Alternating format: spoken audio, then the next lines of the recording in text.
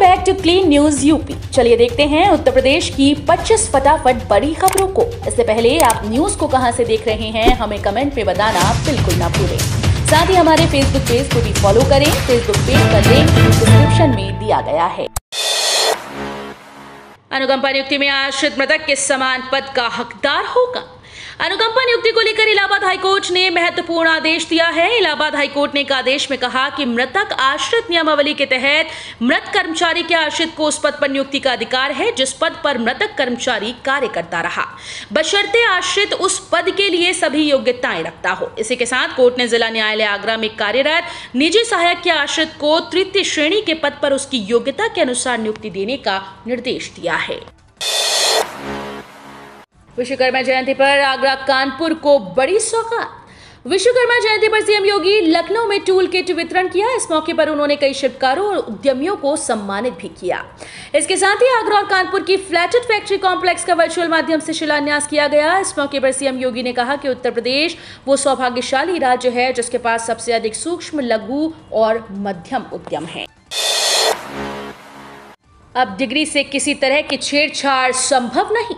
अब यूपी में engineering colleges में ब्लॉकचेन तकनीक आधारित डिजिटल डिग्री दी जाएगी। नवंबर में होने वाले दीक्षांत समारोह में ये डिग्री दी जाएगी। इस तकनीक से दी गई डिग्री में कोई छेड़छाड़ संभव नहीं। वहीं इससे नियोक्ताओं द्वारा डिग्रियों का सत्यापन भी किया जाएगा। अभी तक डॉक्टर एपीजे अब्दुल कलाम प्राविधिक विश्वविद्यालय डिजी लॉकर में डिग्री देता है। ब्लॉकचेन से डिग्री जारी करने के लिए एकेटीयू आईआईटी कानपुर से करार करने जा रहा है। अभी देश के कुछ विश्वविद्यालय इसे इस्तेमाल कर रहे हैं। एकेटीयू व इससे संबद्ध सभी 763 संस्थानों में इस तकनीक से डिग्री दी जाएगी। इलाहाबाद विश्वविद्यालय में एडमिशन जल्द शुरू होगा रजिस्ट्रेशन।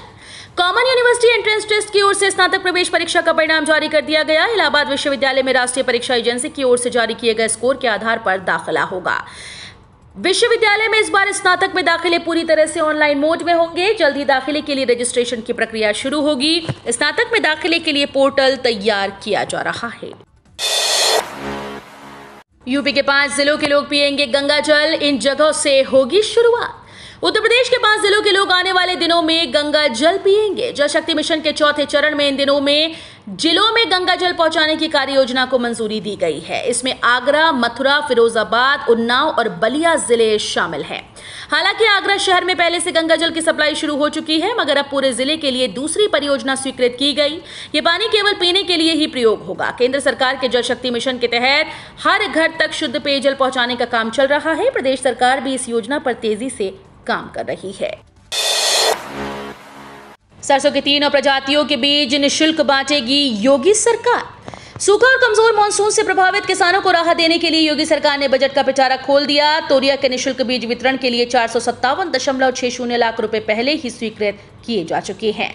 अब कैबिनेट ने अल्पकालीन व सामान्य सरसों सहित रागी के बीजों के मिनी कट निःशुल्क बांटने का निर्णय लिया। इसके लिए सरकार ने 867 लाख रुपए बजट की व्यवस्था की है। टाटा समूह 50 आईटीआई को बनाएगा हाईटेक, बढ़ी 46,000 सीटें। प्रदेश सरकार उत्तर प्रदेश कौशल विकास मिशन और टाटा समूह के सहयोग से 50 राजकीय आईटीआई को अत्याधुनिक बनाने जा रही है। इसके साथ ही राजकीय आईटीआई संस्थानों का विस्तार भी किया जा रहा है। 5 वर्षों में 44 नए राजकीय आईटीआई खोले गए और सीट्स की संख्या में 46,412 की वृद्धि की गई। तकनीकी के बदलते दौर में रोजगार के नए द्वार खोलने के लिए सरकार व्यावसायिक शिक्षा पर खासा जोर दे रही है। आधारभूत ढांचे में व्यापक सुधार और नए ट्रेड में प्रशिक्षण का नतीजा है कि अब तक 2.20 लाख प्रशिक्षुओं को प्रतिष्ठित कंपनीज में नौकरी मिली है। राम मंदिर मुख्य प्रवेश द्वार के अलावा परकोटे से भी निकलेंगे 4 रास्ते। राम जन्मभूमि में विराजमान रामलला के मंदिर का निर्माण रात दिन चल रहा है। राम मंदिर के गर्भगृह के साथ निर्माणाधीन भूतल में रंग मंडप, नृत्य मंडप व अग्रभाग का भी निर्माण शुरू हो चुका है। मुख्य प्रवेश द्वार के अलावा परकोटे से भी 4 रास्ते निकलेंगे। गर्भगृह की परिधि में 2 परिक्रमा पथ का निर्माण हो रहा है, जिसमें पहला अंतर्ग्रही परिक्रमा का पथ है जो कि वीवीआईपी तक सीमित रहेगा। भूपेंद्र चौधरी ने गोरखपुर में लगाया कार्यकर्ताओं के जोश का टॉप किया। भाजपा 2024 के लोकसभा चुनाव में यूपी की सभी 80 सीट जीतने के लक्ष्य के साथ आगे बढ़ रही है। इस लक्ष्य को हासिल करने के लिए प्रदेश अध्यक्ष भूपेंद्र सिंह चौधरी ने अपनी नियुक्ति के महज 23 दिन में प्रदेश को पश्चिम से पूरब तक मत दिया। एक भी दिन विश्राम किए बगैर संगठन से सरकार तक भाजपा नेता जिस तरह से जुटे, उससे साफ लगने लगा कि भाजपा निकाय चुनाव से ही कार्यकर्ताओं के जोश का टॉप गियर लगाना चाहती है। 9 साल पहले मिली 2.5 करोड़ की अष्टधातु की मूर्ति थाने के माल खाने से गायब। कानपुर में यूपी पुलिस की बड़ी लापरवाही देखने को मिली। यहां 9 साल पहले बरामद की गई अष्टधातु मूर्ति पुलिस थाने के माल खाने से गायब हो गई।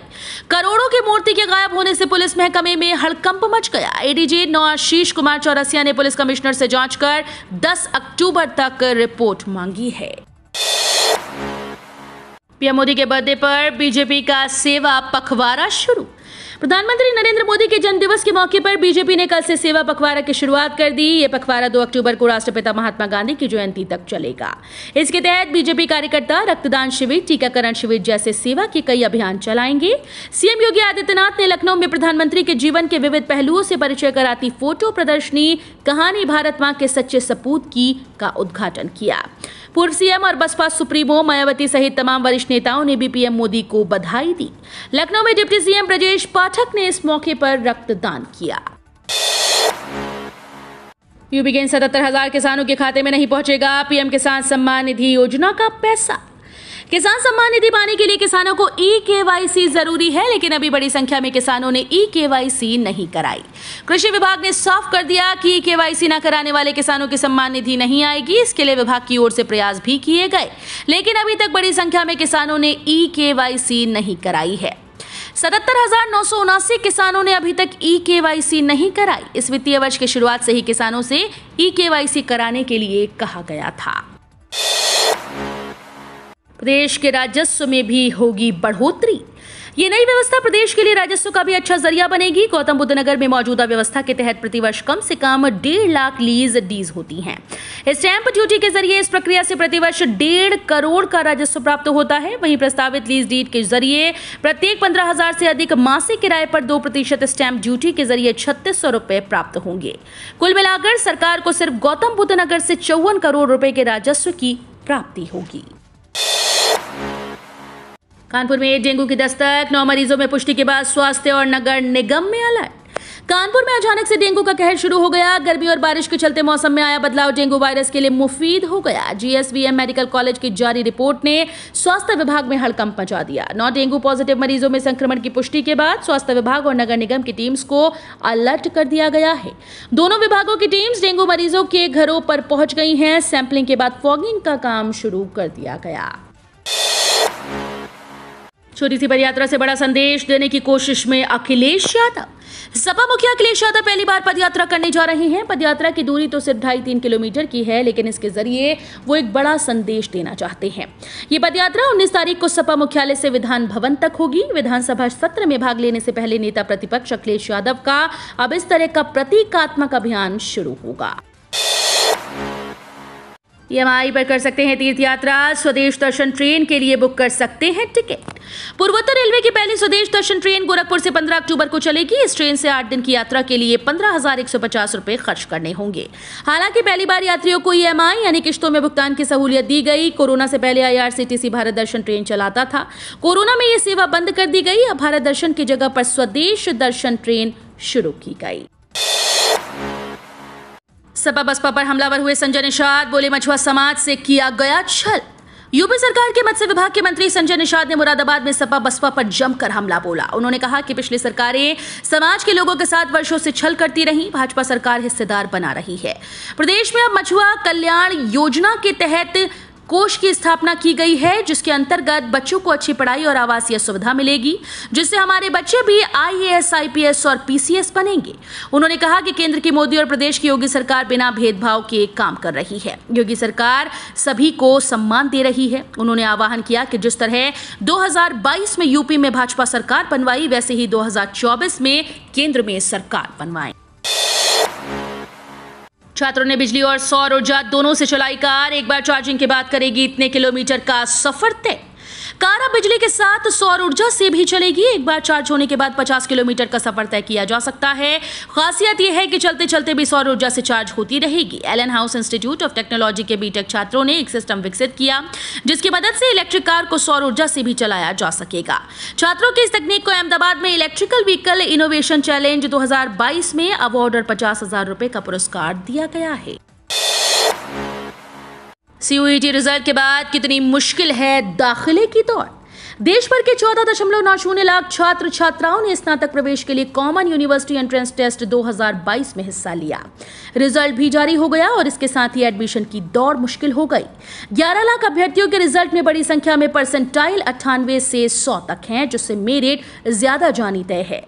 मसलन BBAU में BA की 74 सीट्स के लिए 43,371 ने आवेदन किया, जिसका मतलब एक सीट पर 586 ने पसंद जताई।